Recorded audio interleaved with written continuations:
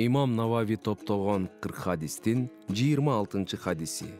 Жакшылык жана жамандык. Жакшы мүнөз жакшылык болуп саналат. Ал эми жүрөгүңдү өйүгөн, башкалардын байкап калуусу жактырбаган нерсең күнөө иш. Вабиса бин Мабат радиаллоху анху төмөндөгүдөй баяндайт. Алланын элчисине барган элем. Ал мага карап, сен жакшылык эмне экенин суроо үчүн келдиң беле? Деди. Ооба деп жооп бердим.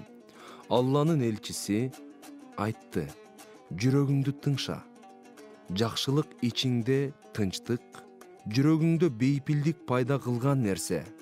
Ал эми күнөө болсо, адамдар мунун туура деп какшап өкүм чыгарса да, ичиңди тырмап, жүрөктө шек туудурган нерсе.